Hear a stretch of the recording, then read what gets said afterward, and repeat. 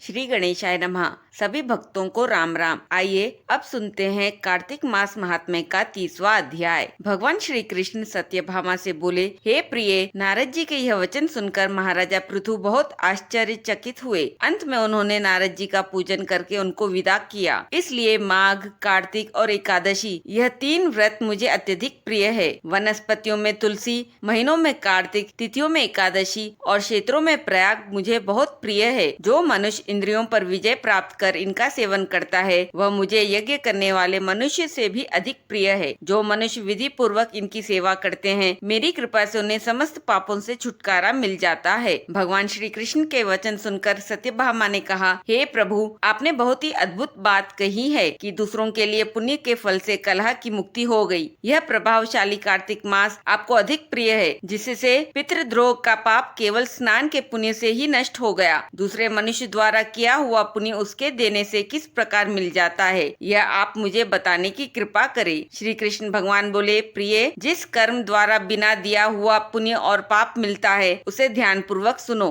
सतयुग में देश, ग्राम तथा कुलों को दिया पुण्य या पाप मिलता था, किंतु कलयुग में केवल कर्ता को ही पाप तथा पुण्य का फल भोगना पड़ता है। संसर्ग न करने पर भी वह व्यवस्था की गई है और संसर्ग से पाप व पुण्य दूसरों को मिलते हैं, उसकी व्यवस्था भी सुनो। पढ़ाना, यज्ञ करना और एक साथ भोजन करने से पाप पुण्य का आधा फल मिलता है। एक आसन पर बैठने तथा सवारी पर चढ़ने से, श्वास के आने जाने से पुण्य व पाप का चौथा भाग जीव मात्र को मिलता है। छूने से, भोजन करने से और दूसरे की स्तुति करने से पुण्य और पाप का 6वां भाग मिलता है। दूसरे की निंदा, चुगली और धिक्कार करने से उसका 7वां भाग मिलता है। पुण्य करने वाले मनुष्यों की जो कोई सेवा करता है वह सेवा का भाग लेता है और अपना पुण्य उसे देता है। नौकर और शिष्य के अतिरिक्त जो मनुष्य दूसरे से सेवा करवा कर उसे पैसा नहीं देता, वह सेवक उसके पुण्य का भागी होता है। जो व्यक्ति पंक्ति में बैठे हुए भोजन करने वालों की पत्तल लांघता है, वह उसे जिसकी पत्तल उसने लांघी है अपने पुण्य का 6वां भाग देता है। स्नान तथा ध्यान करते हुए मनुष्य से जो व्यक्ति बातचीत करता है या उसे छूता है, वह अपने पुण्य का 6वां भाग दे डालता है। जो मनुष्य धर्म के कार्य के लिए दूसरों से धन मांगता है वह पुण्य का भागी होता है। ठीक उसी प्रकार जिस प्रकार की दान करने वाला पुण्य का भागी होता है, जो मनुष्य धर्म का उपदेश करता है और उसके बाद सुनने वाले से याचना करता है, वह अपने पुण्य का 6वां भाग उसे दे देता है। जो मनुष्य दूसरों का धन चुराकर उससे धर्म करता है वह चोरी का फल भोगता है और शीघ्र ही निर्धन हो जाता है, और जिसका धन चुराता है वह पुण्य का भागी होता है। बिना ऋण उतारे जो मनुष्य मर जाता है, उनको ऋण देने वाले सज्जन पुरुष पुण्य के भागी होते हैं। शिक्षा देने वाला, सलाह देने वाला, सामग्री को जुटाने वाला तथा प्रेरणा देने वाला यह पाप और पुण्य के 6ठे भाग को प्राप्त करते हैं। राजा प्रजा के पाप पुण्य के 6टांश का भागी होता है। गुरु शिष्यों का, पति पत्नी का,